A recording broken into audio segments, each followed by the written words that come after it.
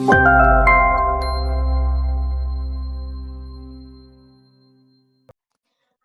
billahi minasyaitonir rajim. Bismillahirrahmanirrahim.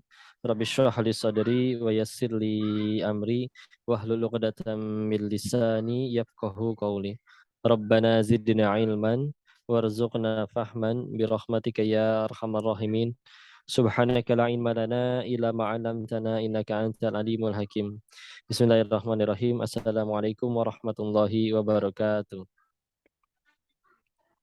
Alhamdulillah. Alhamdulillahirabbil alamin wa bihi nasta'in ala umuri dunya waddin.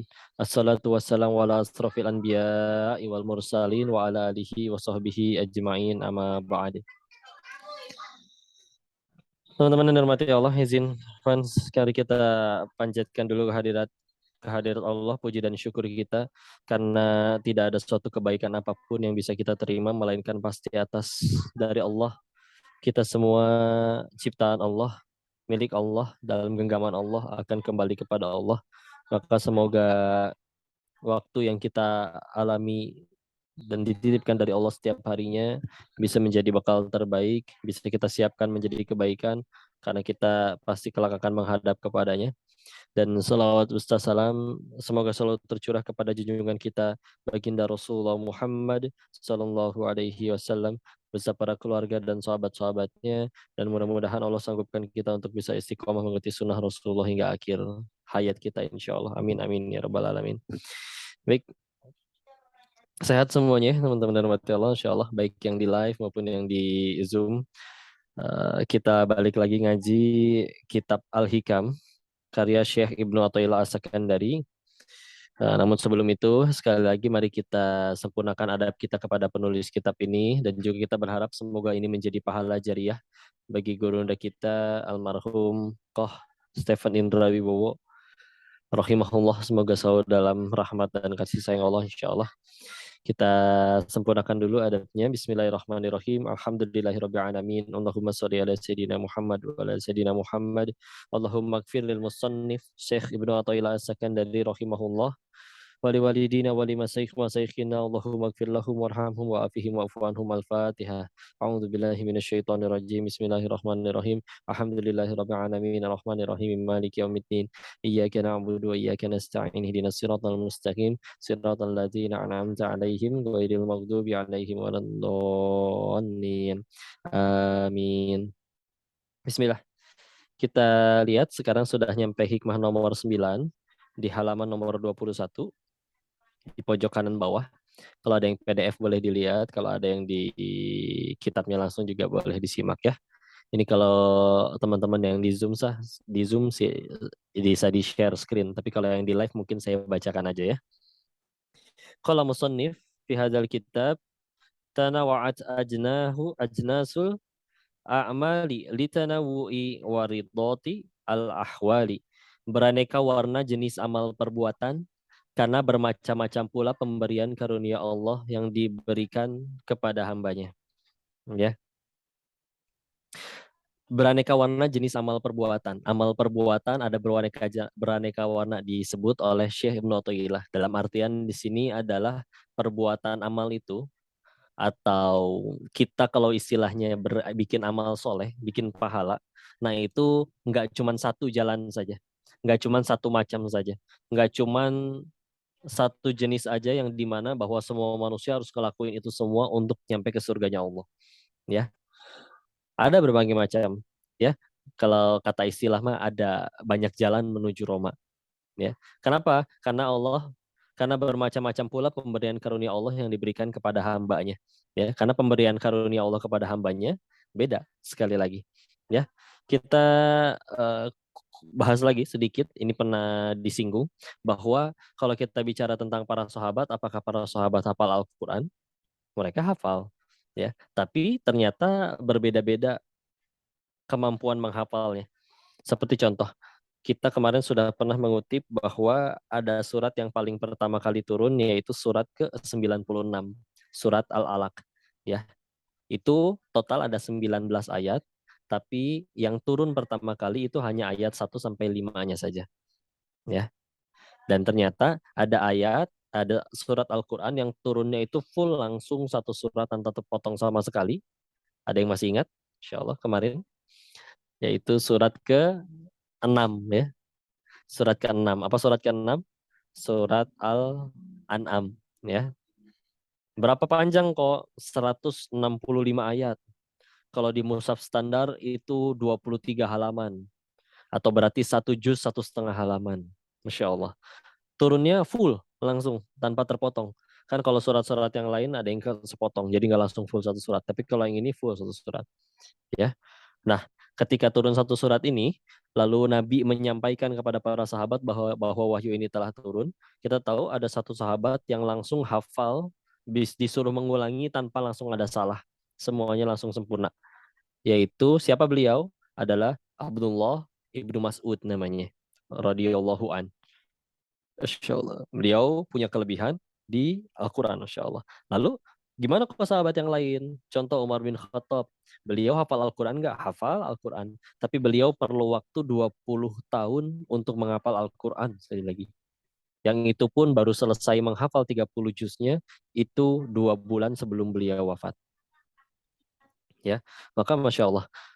Sama hafal Quran, tapi apakah yang berarti hafalannya telat belakangan atau yang lebih cepat, apakah lebih mulia, ataukah nanti surganya berbeda-beda? Enggak, tetap sama saja. Kalau kita bicara tentang para sahabat Nabi, mereka justru tentu kita tahu pasti pengennya nempel sama Nabi terus. Tapi kita tahu ada yang ternyata harus dikirim ke medan perang, Khalid bin Walid. Ada yang harus berniaga, Abdurrahman bin Auf. Ada yang harus mengurus pemerintahan, membantu Nabi, yaitu Abu Bakar As-Siddiq, Umar bin Khattab. Ada yang fokusnya dikirim ke Yathrib yang akhirnya menjadi Madinah, Mus'ab bin Umair. Ada yang dipilih untuk memimpin hijrah yang pertama ke Habasyah, ya. Maka beda-beda, ya. Dan bukan berarti kalau misalkan amalannya yang beda, maka berarti amalan kita bisa kalah daripada orang lain. Enggak. Karena sekali lagi, Allah memberikan kita bermacam-macam karunia. Ada yang memang diberi kelebihannya apa, maka ya sudah lakukannya di situ. Kok saya menghafal sulit, tapi saya ternyata amat sangat kaya, bisnis jago banget. Ya udah, nggak apa-apa. Berarti mungkin kau cara masuk surganya dengan cara beramal soleh, dengan perniagaan, nanti uangnya tambah banyak, berarti kan bayar zakatnya juga tambah besar. Zakat tambah besar, maka juga semakin jadi manfaat bagi umat. Ya. Dan itu sekali lagi, itu bukan suatu uh, kekurangan atau suatu yang harus kita saling cemburu satu sama lain. Tugas kita yang paling penting adalah semuanya harus jadi amal soleh. Ya, kok dia kaya, tapi ternyata yang kaya niatnya hanya untuk dia sebut dermawan, sedekahnya disebut dermawan, maka bisa jadi kalah dengan yang istilahnya sedekahnya lebih sedikit daripada dirinya, tapi benar-benar niatnya lurus kepada Allah. Sekali lagi yang paling penting harus jadi amal soleh. Karena kalau ditanya siapa orang yang paling rugi, ya orang yang capek dia beribadah, tapi nggak ada jadi satu nilai pahala sedikit pun di sisi Allah. Itu orang yang amat sangat merugi demi Allah sekali lagi.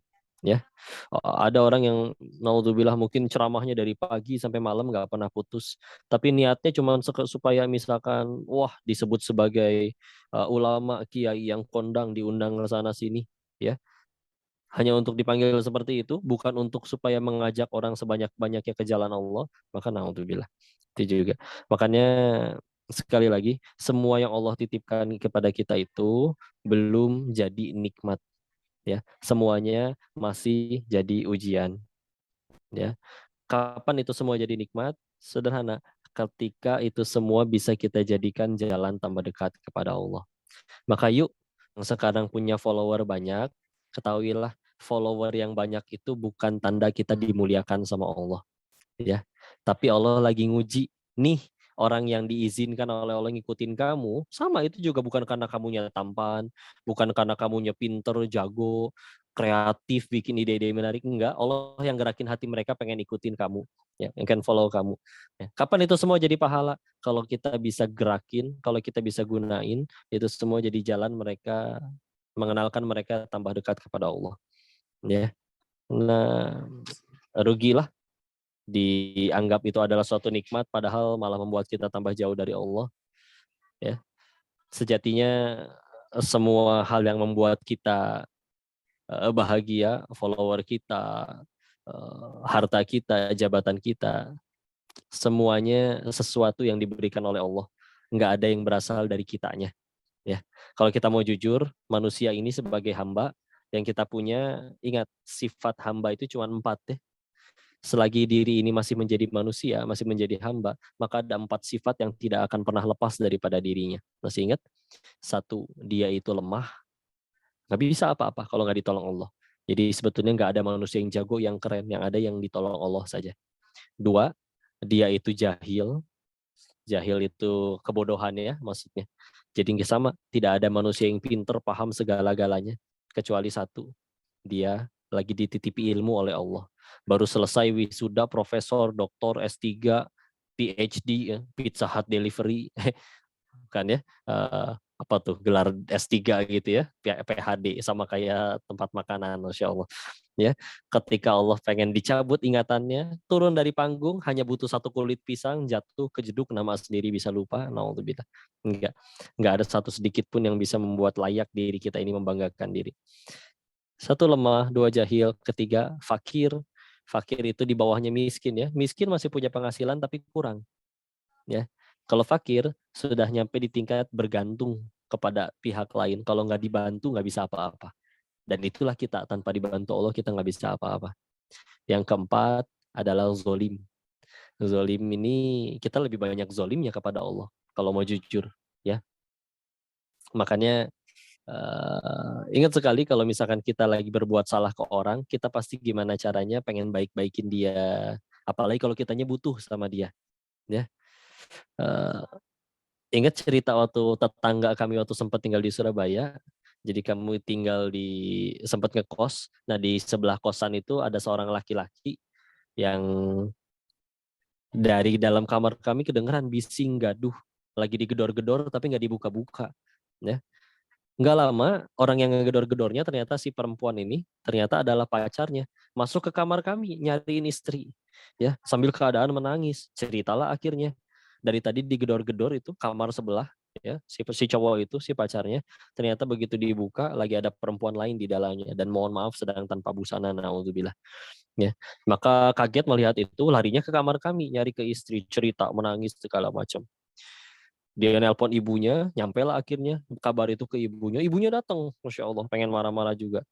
Ya, maka ketika datang digedor-gedor lagi sama ibunya, nggak dibukain sama si laki-laki itu. Padahal ketika diingat, ibunya ternyata atas seizin Allah diberi fisiknya tuh kecil, Eh, nggak nyampe nggak nyampe kayaknya 150 cm mungkin ya, 1,5 meter juga enggak. Sedangkan si cowoknya tingginya seperti pemain basket, badan kekar. Yang kalau misalkan secara fisik harusnya ini si laki-laki kalau keluar terus misalkan mohon maaf memukul si ibu, bisa mental, bisa muter mungkin kepalanya ya.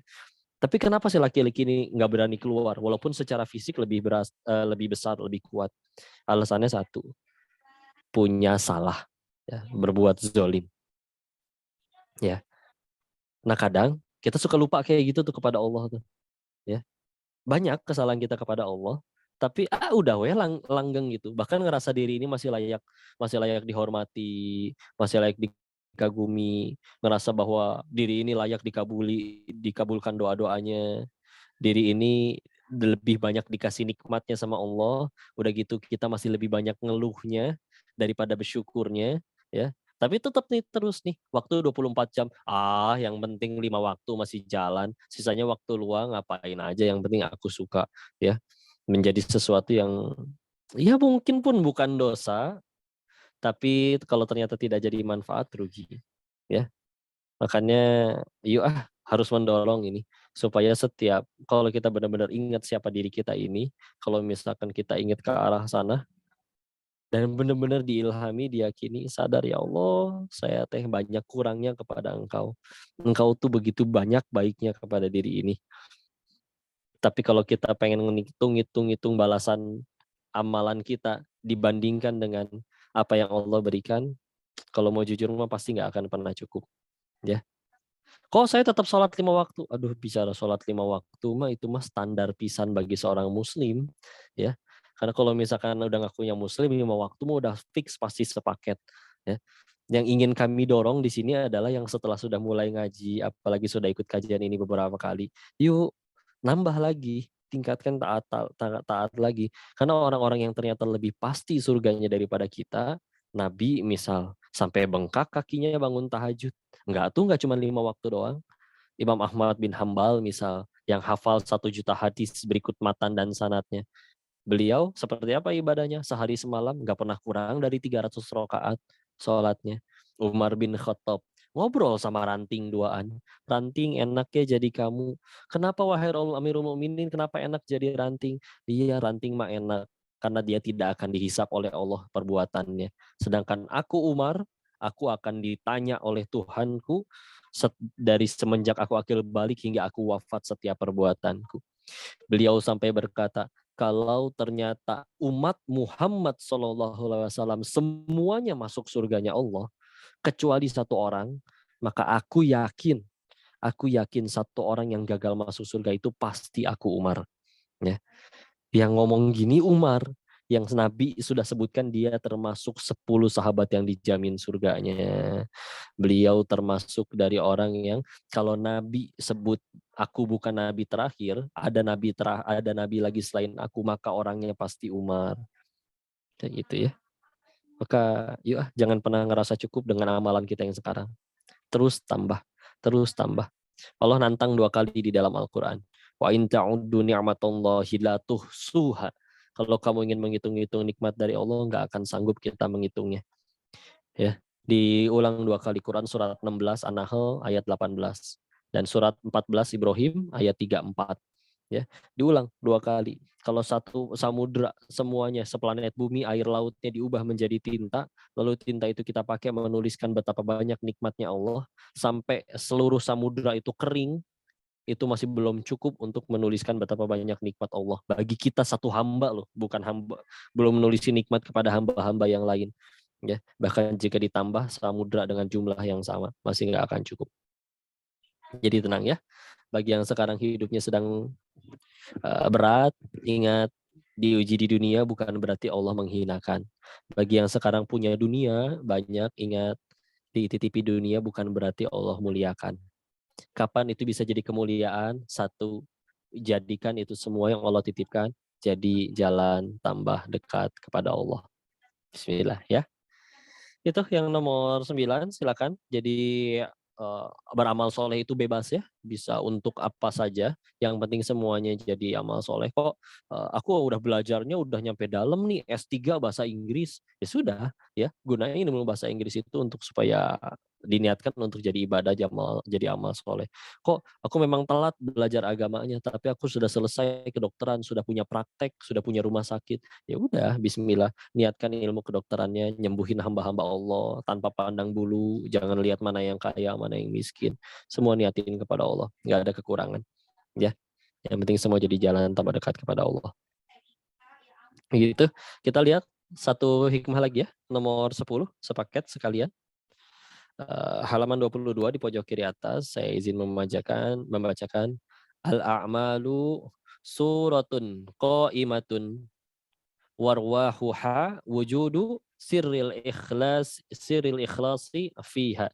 Amal perbuatan itu sebagai kerangka yang tegak, sedang ruh atau jiwanya ialah terdapatnya rahasia ikhlas ketulusan dalam amal perbuatan itu.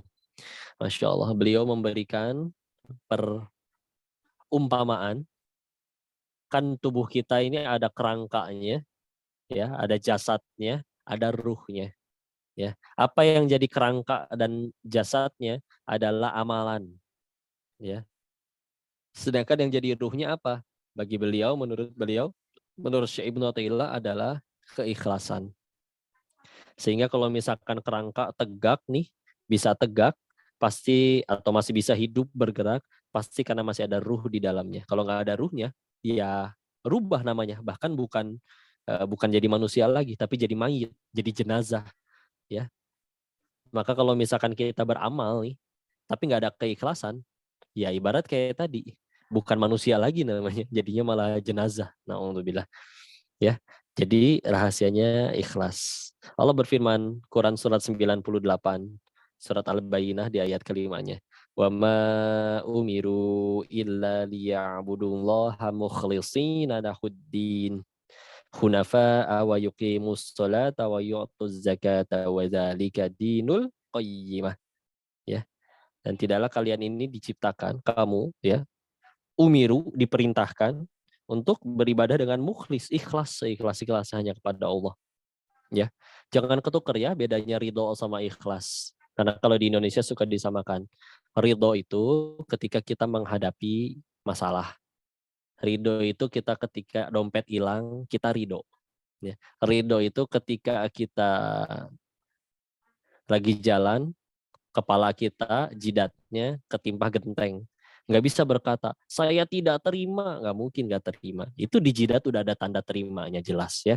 Masya Allah. Maka itu dalam ridho itu dalam menerima takdir dari Allah. Terus ikhlas berarti gimana kok? Ikhlas itu dalam melakukan amalan kepada Allah, ibadah kepada Allah. Salat mesti ikhlas, ngelakuinnya kepada Allah saja. Ada orang, tidak ada orang, ada yang muji, tidak ada yang muji, tetap beramal soleh, tetap berbuat baik. Itu ikhlas. Ya.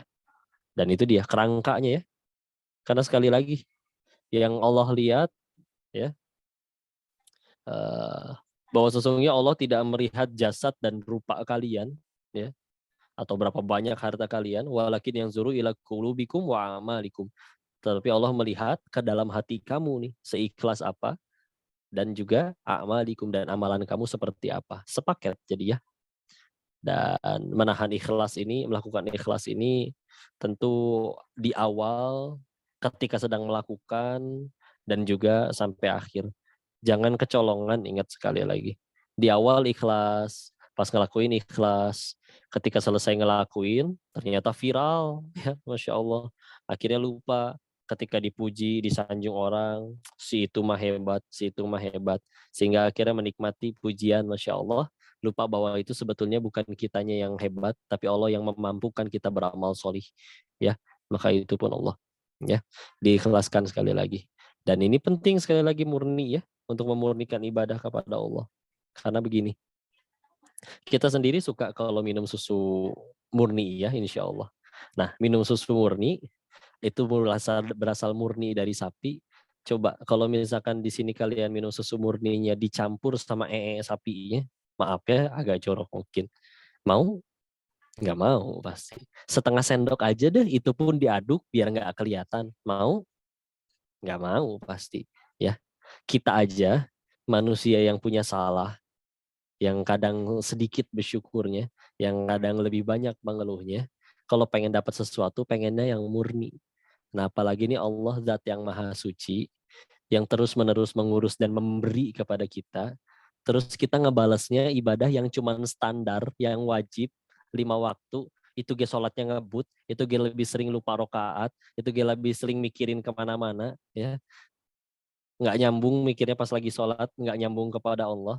Ya, campur aduk tuh ibadah lagi pas sholat aja, di dalam sholat aja pikiran kita nggak ke Allah, dicampur aduk sama yang lain, nggak dimurnikan. Maka Masya Allah, nggak bisa seri kalau bilang kok tenang, kemarin bikin video ya tentang ini, tentang nonton nonton nggak cuma drakor aja ya, apapun yang jadi tontonan yang kira-kira bisa bikin kita lupa sama Allah. Nggak sedikit yang memang bilang, tenang, ibadah nomor satu, tetap seimbang, itu cuma jadi hiburan. Kalau kita mau jujur mah nggak bisa untuk jadi seimbang, brother. Ya, gimana caranya kita bisa seimbang sih? Kalau pengen seimbang nih, maka 12 jam ibadah, 12 jam untuk silakan kerja, tidur, apa segala macam. Nah, mungkin nggak kira-kira? Kita 24 jam aja, 6 sampai 8 jam kepake tidur, ya. 6 sampai 8 jam kepake tidur, terus kepake kerja. Allah cuma minta dari 24 jam, sholat misalkan 5 menit, 5 kali 5 yang wajib. 25 menit dari 24 jam. Itu seimbang belah mananya kalau kita mau jujur. Ya. Itu kadang lupa rokaat, itu kadang ditunda-tunda, ya. Masya Allah. Kalau kita mau hitung, dulu guru kami pernah ngitung, kalau sehari cuma 25 menit, lalu dihitung sebagai 1 tahun, maka total 25 menit dikali 365 hari itu, total hanya 6 hari setengah. Dalam artian, dari 1 tahun yang isinya 365 hari, Allah cuma minta 6 hari setengah. Ya. Yang Allah janji kalau 6 hari setengah itu dipenuhi, demi Allah hidup kalian Allah yang atur, Allah yang cukupin, Allah yang penuhin. Ya, Masya Allah. Cuman ya Masya Allah. Untuk yang 6 hari setengah aja kita Masya Allah. Azan belum komat, tunggu lagi seru nih, bentar lagi bersambung dramanya. Masya Allah. Sekali lagi nggak bahas hukumnya ya. Tapi gimana tuh cita-citanya pengen jadi hamba yang dimuliakan Allah, ditolong Allah, dimudahkan urusan, pengen anak teh pada jadi soleh, pengen suami teh pada jadi soleh. Jadi gimana kita ke Allahnya? Yuk, gimana tuh istilah? Gampang soalnya. Kalau kita pengen ngelihat gimana sih diri kita di sisi Allah, derajat kita di sisi Allah tuh setinggi apa? Sesederhana kita lihat Allah tuh di sisi kita udah kayak gimana. Ya. Apakah Allah udah jadi nomor satu belum di hati kita? Karena kalau misalkan belum jadi nomor satu, ya gimana tuh? Kita punya masalah, kita punya urusan, dan demi Allah semuanya nggak akan ada yang bisa selesai kecuali kalau Allah tolong. Tapi ternyata kita malah menjadikan satu-satunya yang bisa jadi penolong kita malah jadi pilihan terakhir. Aduh butuh duit nih, tenang, aku deket sama si gubernur, nggak bisa. Tenang, aku deket sama itu teman sekolahku dulu sebangku, dia kaya banget sekarang. Aduh dia nggak mau nolong juga. Terus udah buntu semua, udah nggak bisa ngapa-ngapain, baru lebih. Kayaknya yang satu-satu yang bisa, yang belum dilakuin tinggal sholat. Masya Allah. Pilihan terakhir. Dan itu pun Allah nggak pernah ngambek gitu ya. Oh, ayo mau kemana? Mau kemana? Mau sholat? Ntar dulu saya pengen beli. Ntar dulu saya ini lagi pengen sholat dulu. Saya pengen belinya banyak loh. Udah ntar aja sholatnya. Oh iya udah deh nggak apa-apa. Masya Allah. Udah. Tenang ya. Kita kalau pengen lihat diri kita di derajat kita di sisi Allah, Allah. Ya. Tapi sekali lagi Allah tetap ngaturin. Masya Allah. Kita ingat kita pernah membahas ya Masya Allah. Gimana kadang kepikiran ini hidung kok bisa ngerti dari sekian banyak kandungan di dalam udara, nggak cuma oksigen doang, ada CO2-nya, ada bau kentut orang, ada bakteri, ada kuman, ada apapun, segala macam kita hirup, ya. Kok ngerti gitu yang diambil oksigen doang, ya. Yang ketika diselidiki secara sains lebih lanjut, karena ternyata di dalam darah itu ada yang namanya hemoglobin, Masya Allah. Dan ketika hemoglobin ini dia berikatan dengan senyawa lain, dia lebih mudah berikatan dengan O2, oksigen. Makanya hidung ngirup apapun, masuk ke dalam paru-paru, yang dijemput sama darah di dalam paru-paru adalah oksigen saja, sisanya ikut dibuang, dilepas. Masya Allah. Dan itu ketika kita diurus seperti itu, siapa yang ngaturin seperti itu, Masya Allah. Itu pun kadang kita sambil maksiat, padahal itu sedang diatur oleh Allah, Masya Allah. Ya, maka ketika kita bicara waktu yang Allah amanahkan kepada kita, maka nggak akan pernah cukup untuk kita membalas kebaikan-kebaikan Allah kepada kita. Bismillah. Maka yuk kembalikan semuanya kepada Allah, jadikan zikrullah. Kalau pengen melakukan apapun sesuatu, tanya balik, Bismillah. Ya Allah, ini Engkau suka atau tidak? Kalau misalkan ini yang mana yang Allah suka, maka itu yang kita ambil, itu yang kita lakukan. Ya, mau nonton nih, ada waktu luang, memang ada waktu luang. Ya udah, ngaji udah, Bismillah insya Allah. Ya udah, apa nih yang pengen dilakuin, apa yang ditonton? Ya udah, kira-kira apa yang Allah suka kira-kira. Ya, insya Allah itu yang dilakukan. Kok dapat tawaran ini tempat kerja, gajinya lebih gede, tapi ada yang berbenturan dengan syariat Allah. Ya sudah, Allah nggak suka, jangan. Ya. Karena ternyata datangnya peluang itu kepada kita juga bukan karena kitanya yang sudah pinter, jago, sehingga ditawarin peluang itu. Enggak lah. Allah lagi nguji kita tuh, sok. Udah masih berani menjadikan Allah nomor satu enggak? Ya. Kita rindu gitu ya. Saya izin ya, siang tadi lagi diuji, ada yang membuat marah saya memang ya. Di salah satu institusi pendidikan tempat kami mengajar, ada anak-anak yang umurnya seharusnya sudah matang gitu ya, sudah SMA, tapi ketika sholat masih keketawaan, masih bercandaan, nggak habis pikir. Mereka di sekolah itu dari jam 7 sampai jam 3 sore, sholat itu di dalam masjid, zuhur cuma 10 menit, asar cuma 10 menit. Mereka kalau emang pengen bercanda keketawaan mah enggak, selain di luar jam sholat atau di luar kegiatan sholat mah enggak, ketemu teman-temannya wajar, namanya anak muda lagi ketemu teman-temannya ketawa. Tapi kenapa pas lagi sholat gitu dibecandain gitu ya. Beberapa guru-guru yang lain tadi juga Masya Allah sampai ya tentu marah ya, karena itu dijadikan sebagai sebagai sebagai bebecandaan, naudzubillah, sholat sujud sambil ketawa dan sebagaimana macamnya. Pose di saat atau fase di mana kita lagi benar-benar lagi dekatnya sama Allah malah dipakai ketawa, naudzubillah ya. Maka tentu hati amat sangat tidak enak. Dan teringat gitu, dulu di zamannya Nabi mendidik sahabat-sahabat itu dengan cara yang luar biasa, sehingga Masya Allah ingat dari kisah salah seorang sahabat yang bernama Sa'ad bin Abi Waqqas. Sa'ad bin Abi Waqqas ini masuk Islam umur belasan, ya, umur belasan. Kalau umur kita ya berarti umur SMP SMA. Dan ibunya nggak terima. Ibunya berkata, aku nggak akan makan sampai kamu keluar dari Islam. Ngancem gitu kepada anaknya. Ya. Biarin ibu mati kelaparan juga. Yang penting kamu keluar dari Islam. Ini ibu loh.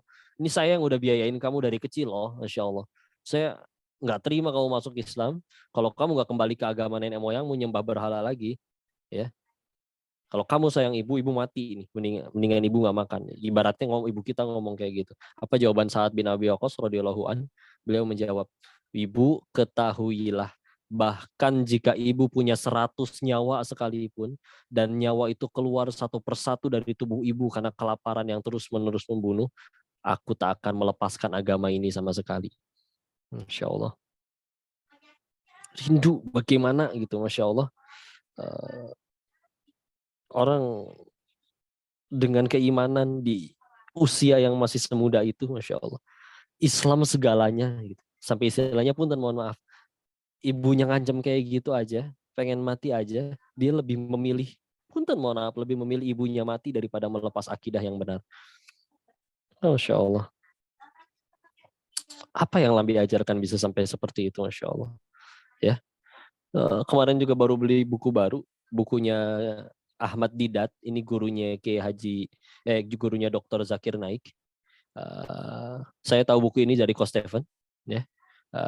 Ini sebetulnya beliau kan seperti Dr. Zakir Naik ininya, penulis kitabnya namanya Ahmad Didat almarhum, aslinya orang Afrika, lahir di India, lalu pindah lama tinggal di Afrika, lalu akhirnya banyak berdakwah seperti Dr. Zakir Naik, ribuan orang atas izin Allah masuk Islam melalui tangan beliau. Di situ ada bahasan yang menyebutkan bahwa Amerika yang dia sebut dengan negara sebesar itu adidaya, tapi masih gagal mengentaskan seperti masalah alkohol, perjudian, perzinahan, kriminal dan sebagaimana macamnya, ya.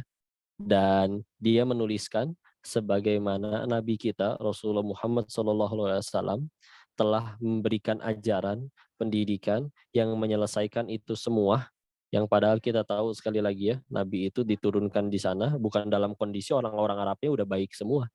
Tapi ketika Nabi diturunkan di sana, para ahli sirah bahkan menyebutkan itu sedang menjadi sebejat-bejat dan seburuk-buruknya tempat. Tapi begitu tadi, Masya Allah, Nabi menyampaikan apa yang disampaikan, itu semuanya adalah bisa menyentuh hati orang. Ketika dibaca-baca, akhirnya sampai pada kesimpulan adalah bahwa memang hati itu hanya bisa disentuh dengan hati. Ya. Dan ketika ditanya, kenapa Nabi Muhammad SAW itu bisa menyentuh dengan hati, emang seperti apa beliau itu, ditanya kepada istrinya Sayyidah Aisyah radhiyallahu anha, dijawablah bahwa beliau itu secara sederhananya ya adalah beliau itu Al-Quran berjalan. Ya. Kalau Al-Quran itu manusia, maka orangnya itu adalah yaitu Nabi Muhammad SAW. Ya. Keselarasan antara apa yang di hati, apa yang diucap, dan apa yang ditindakkan, itu punya power yang luar biasa daripada ucapan syair dan nasihat sebagus apapun, tapi kalau tidak diamalkan.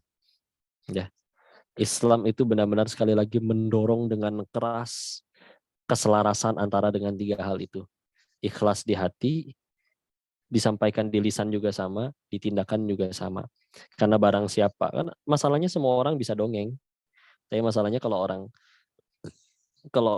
kita menginginkan orang untuk bisa menjadi tergerak hatinya melalui kita atas izin Allah, yuk minimal hati, tindakan, ucapan itu semuanya selaras. Jadi kita punya punya integritas di hadapan orang lain, nggak dianggap, karena mau itu orang jabatannya setinggi apapun, tapi omong kosong ya, tindakan, kita melihat tindakan sama ucapannya beda, nggak bisa dipegang nih orang, dianggapnya paling munafik, naudzubillah. Tapi kalau misalkan Nabi, kalau sudah sampai berkata iya, maka iya udah, nggak bisa. Maka itu yang beliau lakukan juga. Ya, di suatu ketika pernah di zaman perang Uhud, kan Nabi itu menyampaikan kepada para sahabat yang lain, rapat dulu. Nabi berkata, aku dapat mimpi. Nabi ini dapat wahyu melalui mimpi, ya, berkata bahwa sebaiknya kita tunggu di kota, tunggu musuh masuk. Ya, tapi bijaknya Nabi disampaikan kalau menurut kalian seperti apa. Maka para sahabat-sahabat yang lain juga memang lebih muda ngajak. Kayaknya kita mendingan jemput mereka keluar, datengin mereka keluar. Ya, maka ya sudah, karena memang waktu itu kalah suara, beliau ketuk palu, ya udah sekarang kita pulang, siap-siap kita akan berangkat menjemput mereka. Nabi pulang mempersiapkan diri, maka para sahabat yang masih ada di situ nggak langsung pulang, pada mikir lagi, kayaknya salah nih kita nih. Ini Nabi loh yang ngomong dari mimpinya, dan mimpinya itu wahyu loh dari Allah. Masa kita berbeda sih apa yang diingin Nabi? Jadi gimana nih? Ya udah kita utus satu orang yuk. Udah ke rumah Nabi, bilang, Nabi kami ikut kamu aja ya, supaya diganti rencananya. Jangan seperti tadi juga nggak apa-apa. Diutuslah satu datang ke rumah Nabi, diketuk. Nabinya lagi mempersiapkan, lagi memakai baju perang. Ya, disampaikan seperti tadi, wahai Nabi, sesungguhnya kami ini ikut kamu saja, ikut Nabi saja, ikut engkau saja wahai Rasul, ya. Maka apa jawaban Nabi? Insya Allah, tidaklah layak bagi seorang Nabi Allah yang telah memakai pakaian perang menurunkan kembali pakaian perangnya sebelum Allah menentukan siapa yang menang di antara nabinya atau musuh-musuhnya. Ya. Masya Allah. Beliau nggak menggunakan otoritasnya, nggak berkata, udah dibilangin dari tadi, nggak tahu apa saya teh Nabi, udah mau tinggal nurut aja, meni susah dibilangin teh auban. Nggak, beliau nggak. Kalau sudah yang finalnya seperti itu, lakukan. Lakukan. Nggak usah banyak. Selagi sudah itu, semuanya sudah lurus di jalan Allah, ambil keputusannya itu, tugas kita lurus di jalan Allah, sisanya Allah yang tolong. Walaupun akhirnya di perang Uhud itu hampir kalah gara-gara strategi yang membuat mereka menjemput keluar, ya. Walaupun akhirnya kembali Allah menangkan, tapi di situlah Nabi sempat terluka parah, Masya Allah, ya. Sempat tertetes darah sucinya beliau, Masya Allah, ke buminya Allah, gara-gara ya nyaris kalah itu tadi, ya. Tapi punya komitmen, punya pegang. Kalau sudah begitu, begitu, ya. Jangan gimana ya, soalnya sekarang insya Allahnya kita itu beda ya. Insya Allah. Kita bilang insya Allah nih. Nyusul nggak? Ya ada insya Allah nanti nyusul gitu. Aduh, kalau udah insya Allah nih, bilang pengen nyusul, kira-kira datang apa enggak? Dari 10 kira-kira siapa yang datang? Kayak insya Allah ya.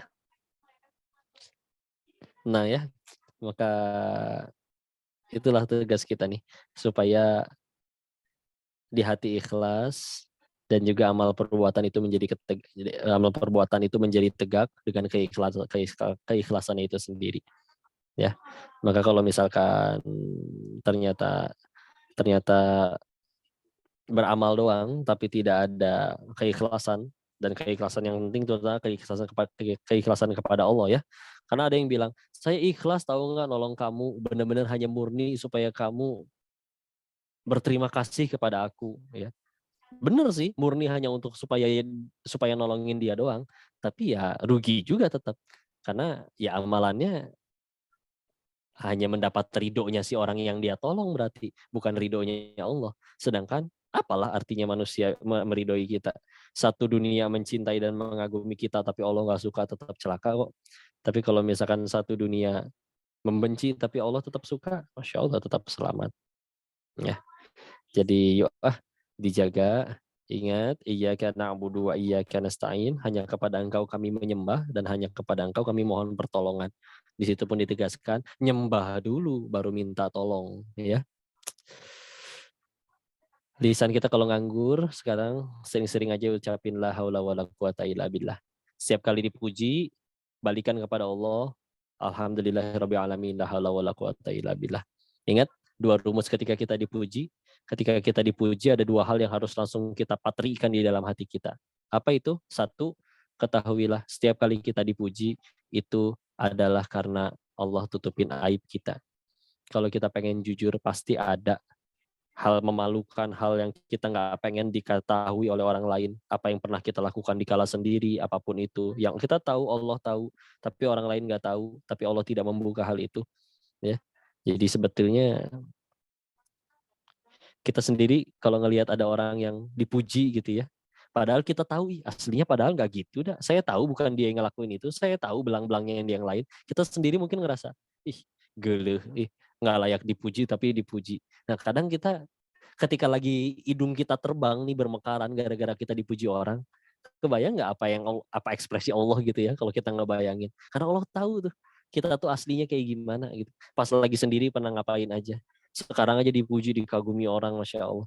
Ya. Jadi enggak lah, sejatinya kita dipuji satu karena Allah yang menutupi aib. Yang kedua, setiap kali dipuji, ketahuilah yang dipuji itu bukan kitanya, tapi Allahnya. Contoh dipuji cantik, tampan, apakah di alam rahim kita mendesain sendiri wajah ini? Enggak. Allah yang ciptain, maka layakkah diri kita ini dipuji atas sesuatu yang tidak kita lakukan? Enggak sama sekali.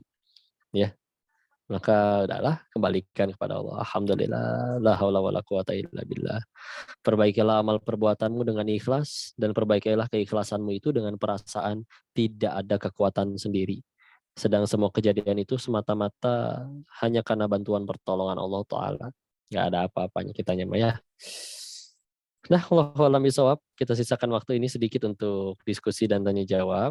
Izin buat yang di live, saya jawabin yang di Zoom dulu ya. Maka kita kembalikan dulu kepada MC kita, Gus Rian Tafadhol.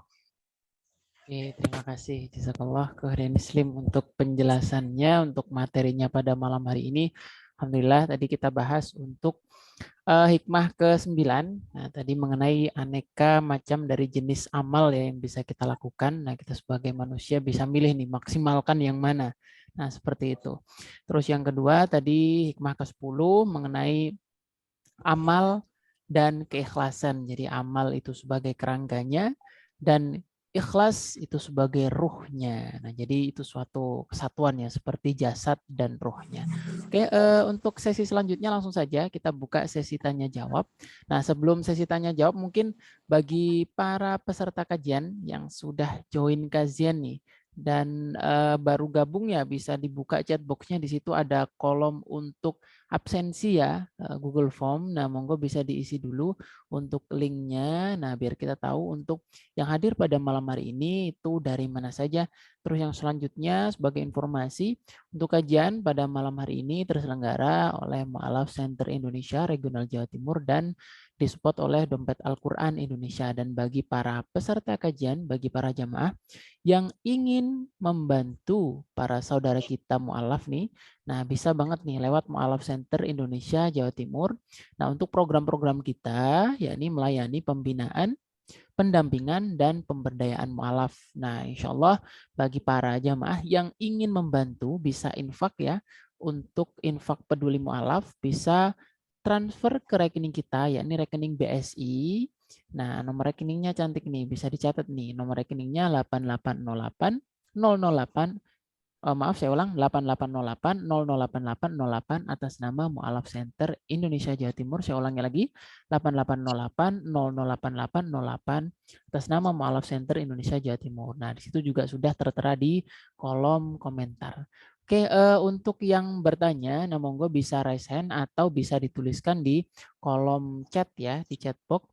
Nah, monggo bisa dituliskan untuk pertanyaannya. Nah, di sini yang pertama sudah ada pertanyaan nih kok dari Cak Nur Mualaf TV nih, alhamdulillah nih Mualaf TV bergabung juga di pada malam hari ini. Oh ya, sebagai info bagi para jamaah juga yang ingin mendengar kisah-kisah inspiratif dari para mualaf, ya itu bisa kunjungi channel Mualaf TV. Insya Allah di sana banyak sekali cerita-cerita mualaf yang insya Allah memberikan motivasi serta inspirasi bagi kita.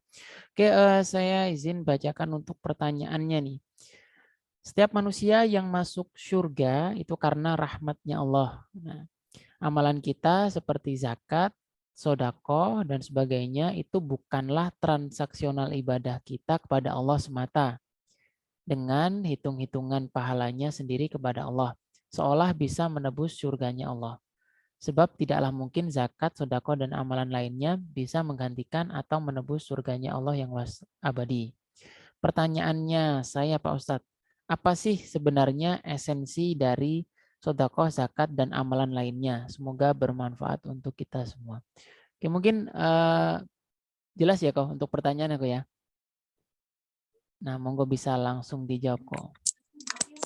Baik, bismillah. Pertanyaannya kurang lebih kalau semuanya kita masuk surga itu karena rahmat Allah ya. Karena pertolongan Allah, karena Allahnya sayang, kasih sayang kepada kita. Terus apa gunanya kita ibadah, sedekah, sholat, puasa, haji, segala macam ya. Kurang lebih seperti itu ya. Maka begini, yang kami ketahui ketika semuanya Allah yang menentukan, ya berarti untuk apa kita ikhtiar? Ini ingat tentang terkait contoh, ada misalkan ada dokter ya, dokter dia dia berkata, ini pasien sakitnya separah apapun, ya. Kalau kata Allah sembuh, nggak disentuh dokter pun pasti sembuh. Atau dibalik, ini pasien meskipun cuma sakit panu, dokternya 1000 orang, kata Allah mati, pasti mati. Yang nyembuhin cuma Allah, bukan dokter. Lalu ditanya si dokter, berarti buat apa dokter tengah malam masih ikhtiar di telepon ke UGD masih mau datang, ya? Buat apa kita ikhtiar kalau semuanya yang bisa masuk surga juga atas rahmat Allah tuh bukan gara-gara dokter nyembuhin orang. Kita masuk surga juga atas rahmat Allah tuh bukan karena sholat dan ibadah dan puasa kita, sedekah kita, zakat kita, ya. Kita sekali lagi melakukan itu semua agar jadi amal soleh, ya. Udah gitu aja. Karena ya kita sekarang lagi diuji. Alladzi khalaqal mauta wal hayata liyabluwakum ayyukum ahsanu amala. Kalau Allah menjadikan kematian dan kehidupan untuk cari tahu siapa yang paling baik layak amalannya di antara kamu. Ya, ketika akhirnya amalan itu makin tambah baik, ya nggak bisa jadi pasiennya nggak sembuh, bisa jadi dokternya malah dipecat. Kita udah belajar tapi bisa jadi malah nggak lulus, nggak masuk universitas yang didam-idamkan. Kita udah kerja lurus, tahu-tahu difitnah malah dipecat ya. Sekali lagi yang penting satu, jadi amal soleh ya. Daripada semua hal terjadi semua sesuai keinginan, tapi ternyata Allah nggak ridho jadi pahala, capek doang berarti meninggal cuma capek doang, nggak bawa bekal sama sekali. Tapi ya nggak apa-apa sesekali dalam kehidupan kita, ibadah kita, yang udah kita lakuin kerjanya kita, nggak semuanya terjadi sesuai keinginan, sesuai cita-cita dan harapan. Tapi ketika semuanya jadi jalan kita, jadi semuanya jadi amal soleh, maka bismillah, itu yang kita kejar. Penjelasan selanjutnya yang kami ketahui adalah, Masya Allah, ketika kita sudah melakukan itu masuk surganya karena surganya Allah, karena pertolongan Allah, izin ya ini Siti Yunda, Masya Allah, agak lagi bersemangat menyampaikan kayaknya. Ya kita lanjut ya. Ketika kita tahu bahwa memang semuanya itu atas rahmat dan kasih sayang Allah, terus buat apa kita beramal soleh lagi kayak tadi? Nah, amal soleh kita itu menentukan nanti seperti apa ganjaran kita, seperti apa posisi kita nanti di surganya Allah. Ya, ingat ada hadis yang menyebutkan bahwa kita nanti diperintahkan membacakan hafalan kita dan tingkatan kita di surganya Allah itu akan semakin naik sampai berhenti semua hafalan kita udah selesai dibacakan ya. Jadi termasuk tuh ya hafalan kita nentuin ya sama ya surga gitu ya. Tapi Masya Allah kalau udah semakin tinggi tentu kan cita-cita kita semakin dekat dengan semakin dekat karena walaupun istilahnya nggak apa-apa lah kok masuk surga meskipun cuma di kebun depan rumahnya doang gitu ya, Masya Allah. Tapi kalau misalkan makin tinggi keimanan kan kayaknya nggak cukup ya, karena nggak mungkin nabi di situ ya, pengen ke atas itu yang selevel dengan nabi kalau bisa, surga yang paling tinggi seperti itu ya. Dan ketika akhirnya itu yang kita sadari, bismillah, ikhlas nanti lama-lama, dan dengan pola pikir seperti inilah yang kami ketahui itu bisa membuat kita jadi baiknya tuh murni gitu. Ini yang saya ambil kesimpulan dari cara Islam memandang suatu amalan, masalah, ujian gitu ya. Karena kalau di Islam tuh murni, udah karena Allah suka, udah gitu aja. Supaya dapat ridho Allah, udah gitu aja. Bukan karena supaya orang yang kita tolong bantu kita, orang yang kita tolong jadi suka sama kita, nanti ngorbitin kita, nanti memuji kita, nanti balas budi kepada kita. Enggak sama sekali. Allah suka, udah gitu aja. Ya. Sehingga akhirnya karena kalau misalkan nggak karena itu, kebaikan kita tuh jadinya nggak langgeng gitu, nggak langgeng.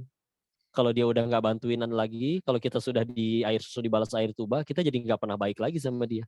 Tapi kalau di dalam Islam, karena murni semuanya itu dimurnikan hanya kepada Allah, itu yang membuat makan kisah-kisah kebaikan orang di dalam Islam itu Masya Allah nggak ada tandingannya. Kenapa? Kalau ternyata jelas murni, nggak ngejar pengen viral, terkenal, dikagumi, dicintai apa segala macam ya. Ibadah ada yang sampai gila-gilaan luar biasa di luar nalar kita ya. Gimana seperti contoh apa ya? Imam Syafi'i dan Imam Nawawi dalam bulan Ramadan khatam Qur'annya sehari, khatam Qur'annya itu 60 kali dalam sebulan. Berarti sehari 2 kali khatam. Gimana caranya itu ya? 2 kali khatam dalam Al-Qur'an, 2 kali khatam Quran dalam sehari ya. Nggak masuk akal, tapi Masya Allah ketika akhirnya benar-benar niatnya kepada Allah, ya itulah yang membuat manusia jadi baiknya itu murni luar biasa ya. Jadi untuk dapat ridha Allah insya Allah. Wallahu a'lam bishawab. Oke, terima kasih Ko Denis untuk jawabannya. Nah, semoga tadi penjelasannya insya Allah sudah sangat jelas dan bisa memberi pencerahan nih pada Cak Nur nih, Mu'alaf TV, dan ini juga sudah komen, Masya Allah, syukran Ustadz. Dan untuk selanjutnya tadi yang sudah ini nih, sudah chat tadi ya, ingin langsung bertanya, mungkin untuk yang raise hand, Kak Eka Lestari ditahan dulu, Kak Anita dulu yang tadi sudah izin mau bertanya, mau menyampaikan secara langsung. Monggo Kak Anita bisa di on kan mic-nya. Silakan. Bismillah, Assalamualaikum warahmatullahi wabarakatuh. Waalaikumsalam warahmatullahi wabarakatuh. Kok tanya, kan ada nih teman saya, beliau itu mengambil aliran salaf. Nah, saya pernah sholat bersama beliau berjamaah, tapi beliau itu tidak berdoa gitu, tidak berdoa. Terus dan tasbih juga mereka tidak benarkan karena katanya pada zaman Nabi tasbih itu tidak ada, dan mengusap wajah setelah salam mengusap wajah setelah salam di akhir sholat itu mereka mengatakan bahwa itu perbuatan bid'ah. Begitu. Menurut Denis itu bagaimana?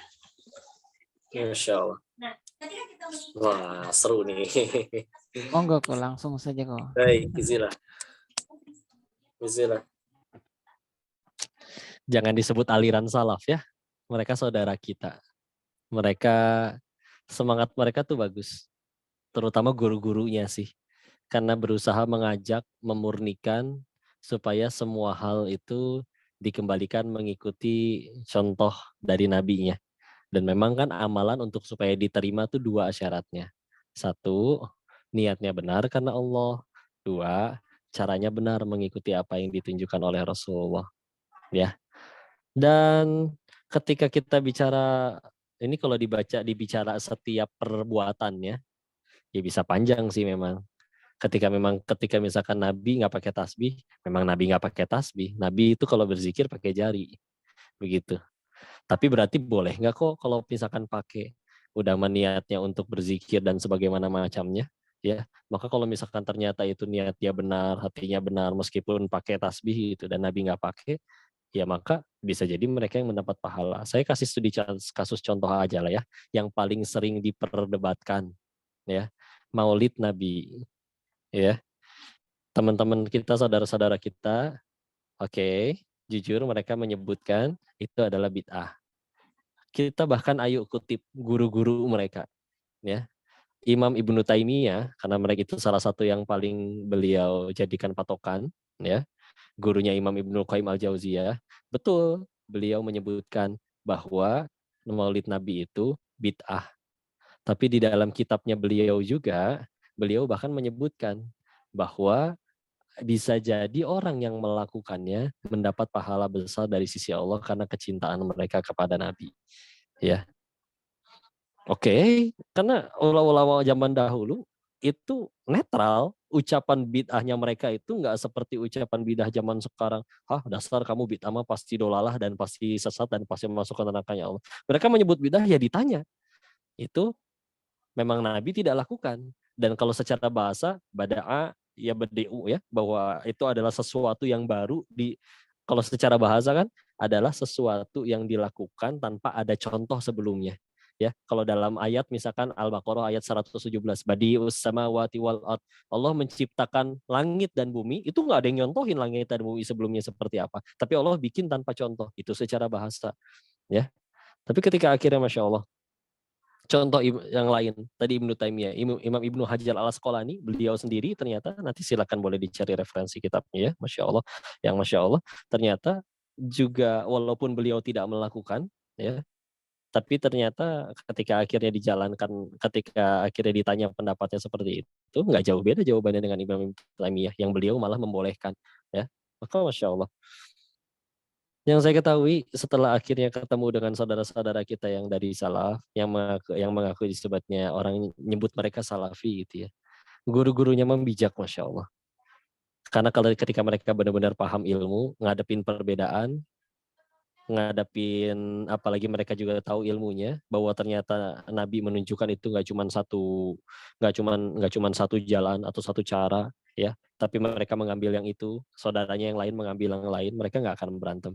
Biasanya izin punten, yang malah berantem, yang malah seenaknya naudzubillah membid'ahkan atau sampai mengkafir-kafirkan, punten lah yang biasanya yang baru belajar.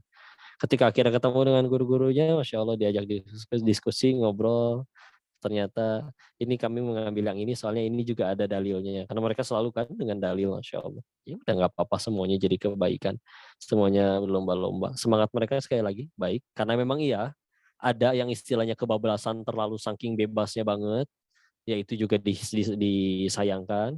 Tapi ada yang istilahnya sampai terlalu sebegitunya, apalagi sampai jadi skeptis kepada teman-teman saudara kita sendiri yang masih mabok banyak, yang masih kafir banyak. Ada orang yang malah sibuk seperti Dr. Zakir Naik mengajak orang kenal Islam. Ada yang malah terus mencari kesalahan-kesalahan saudara Islamnya sendiri sampai akhirnya dimusuhi sampai nggak mau menjawab salamnya. Maka itu mah biasanya bukan yang udah paham ilmunya. Karena semakin paham ilmu pasti beda ya. Kita ke ini aja pendapatnya Umar bin Khattab. Tingkatan orang belajar itu ada 3. Pertama, dia baru belajar dan biasanya akan menjadi sombong. Yang kedua, dia akan belajar semakin dalam dan dia akan menjadi orang yang tawadu. Dan yang ketiga, dia akan belajar benar-benar sangat dalam. Dia justru akan merasa bahwa dirinya tidak mengerti apa-apa. Ya, karena Masya Allah sudah terlalu banyak sih percakapan antara kita dengan saudara-saudara kita, nggak cuma dengan yang salaf ya, yang NU, yang Muhammadiyah, yang seperti ini. Ketika akhirnya ketemu dengan istilahnya kiainya yang benar-benar, yang mereka benar-benar paham ilmu, enggak, demi Allah nggak ada yang berantem, nggak ada yang gampang mengecap orang, memvonis orang itu segala sebagaimana macamnya.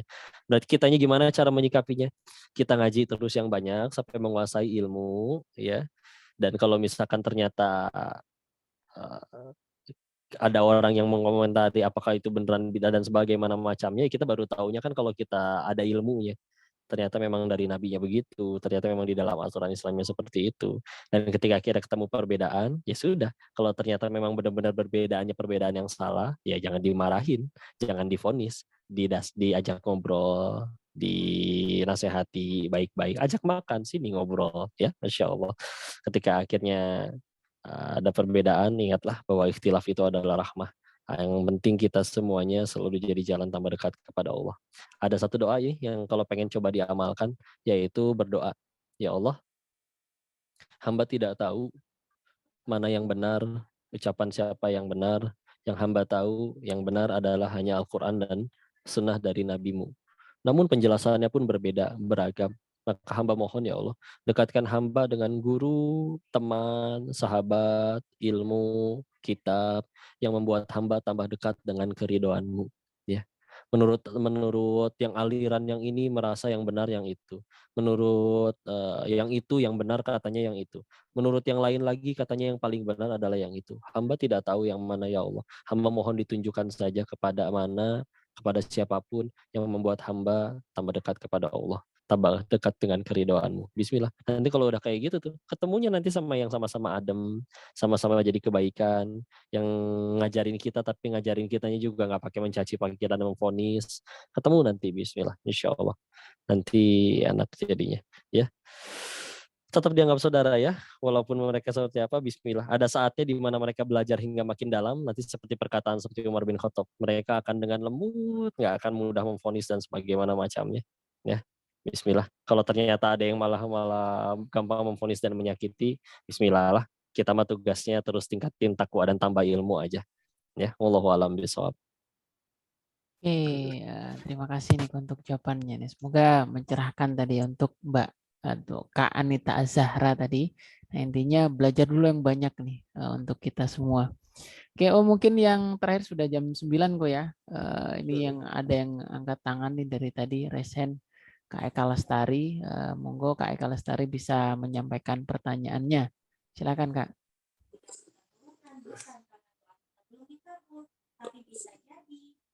Assalamualaikum warahmatullahi wabarakatuh. Waalaikumsalam warahmatullahi wabarakatuh.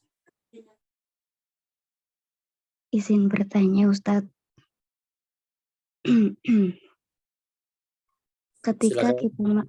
Ketika kita melakukan suatu amalan dengan mempredikatkan inamal amalu biniat, dengan kita berharap niat untuk mendapatkan pahala, apakah niat tersebut akan ternilai pahala ataukah amalan tersebut akan menggugurkan dosa?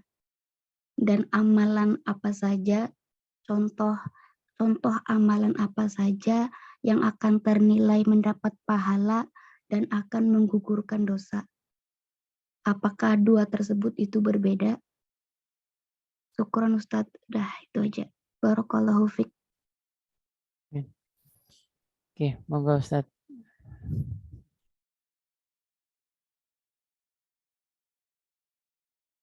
Ketika kita berniat, ya apakah itu mendapatkan pahala atau menggugurkan dosa? Ini saya di kitab Riyadhus Shalihin ini ada ya, ada hadis terkait tentang itu. Cuman nggak saya tandain. Saya jawab dengan matan seingat saya saja ya, bahwa Masya Allah. Allah itu ketika kita baru berniat saja, Allah menuliskan pahala untuk kita. Dan kalau kita melakukannya, Allah akan melipat gandakan pahalanya berkali-kali lipat karena kita telah mengamalkan yang tadi kita niatkan. Ya, jadi ganjarannya memang pahala. Dan di hadis yang sama itu juga menyatu. Kalau kita ingin berniat berbuat dosa, ya, baru berniat, maka itu belum dicatat jadi dosa sebelum kita ngelakuinnya, ya. Baru cuman sekedar niat nih. Kalau tadi kan berbuat baik baru niat doang udah jadi pahala. Niat berbuat baik. Kalau niat berbuat buruk itu belum dicatat jadi dosa. Terus kalau ternyata kapan dicatat jadi dosanya? Kalau kita ngelakuin, ya. Terus kalau misalkan ternyata kita nggak ngelakuin gimana? Allah menuliskan satu pahala untuknya. Malah nggak jadi malah dikasih pahala sama Allah. Ya. Jadi dari riwayat yang itu yang kami tahu adalah dengan dianugerahkannya pahala. Dan pahala semakin banyak amalan kebaikan memang juga bisa semakin menghapuskan dosa-dosa atau amalan yang buruk ya. Sehingga ketika kita memang bicaranya pahala yang istilahnya ditimbangan, kalau ibarat ditimbangan itu yang belah kanan ya, dosa itu yang belah kiri. Nanti ketika akhirnya semakin berat juga dan bisa menghapuskan yang di sebelah kiri yang dosa-dosanya, ya maka juga bisa akhirnya berfungsi juga untuk menghapus kesalahan-kesalahan kita sih. Maka yuk banyakin terus saja niat baik. Ketika akhirnya pengen belanja juga jangan sekedar belanja, tapi diniatkan untuk sedekah gitu ya. Beli kita ngebeli yang itu juga nggak cuma supaya saya mendapatkan barang yang kita inginkan, tapi juga sekaligus ini supaya diniatkan supaya ini bisa jadi rezeki buat supaya anak-anaknya si bapak bisa sekolah. Itu kayak gitu kita udah beli dapat barang, tapi jadi ada niat kebaikannya, ya dilaksanakan pula, ya jadi bertambah-tambah. Jadi sebetulnya salah satu nikmatnya orang Islam itu adalah apapun bisa jadi pahala, bisa jadi kebaikan, bisa jadi amal soleh, ya. Ya yang paling mudah adalah terus-menerus banyak-banyak berniat baik, insya Allah. Ya, jadi tidak ada kerugian, terus meningkatkan kebaikan-kebaikan, walaupun awalnya cuma niat saja, maka Bismillah. Ketika akhirnya sudah niat juga itu udah jadi pahala yang kami ketahui, ya. Maka yang tadi ditanyakan apakah jadi pahala atau penggugur dosa, pahalanya dapat, ya, dan pahala juga kan kalau di riwayat lain disebutkan amalan baik itu menghapuskan amalan yang buruk, ya, jadi bisa jadi akan bersih dosa, ya, apalagi kalau dalam bentuknya doa. Dari riwayat yang lain disebutkan, seingat saya dari Abdullah bin Mas'ud, disebutkan bahwa doa itu tidak ada yang tertolak kalau yang jadi kebaikan, pilihannya cuma 3 untuk jadi apa saja. Kalau tidak jadi dikabul, kalau tidak dikabul dia akan menjauhkan dari musibah. Kalau tidak jadi menjauhkan dari musibah, maka itu akan menggugurkan dosa. Jadi semuanya nggak ada kerugian. Nggak akan, Allah tuh dengan gelarnya yang maha adil nggak akan menyia-nyiakan sedikit pun. Ya, Insya Allah. Wallahu a'lam bishawab, mudah-mudahan bisa menjawab pertanyaannya. Oke, alhamdulillah tadi sudah dijawab ya Kak Eka Lestari. Nah, semoga bisa menjadi penyerahan untuk Kak Eka Lestari serta kita semua.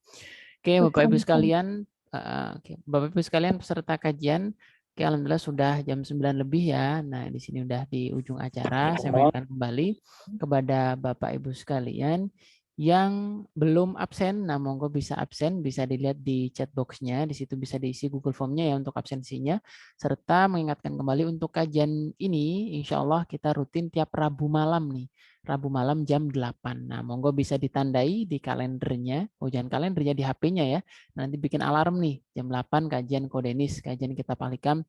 Nah, insya Allah ini untuk mu'alaf dan umum, jadi monggo diajak untuk keluarganya, teman-temannya, serta semuanya. Dan saya mohon maaf bagi para peserta kajian yang tadi belum sempat dibacakan ya pertanyaannya. Nah, insya Allah untuk pertanyaannya bisa ditanyakan lagi atau dikumpulkan dulu untuk minggu depan. Nah, kalau mau bertanya monggo nanti di sesi tanya jawab langsung di awal bisa raise hand atau bisa dituliskan di kolom komentar. Oke, mungkin cukup untuk kajian malam hari ini. Terima kasih sekali lagi kepada Kodenis untuk penyampaian materinya. Semoga bermanfaat untuk kita semua dan bisa kita amalkan dalam kehidupan sehari-hari. Oke, saya Rian, host pada malam hari ini. Mohon maaf jika selama memandu kajian ada salah kata, salah ucap. Mari kita akhiri untuk kajian malam hari ini dengan bacaan hamdalah.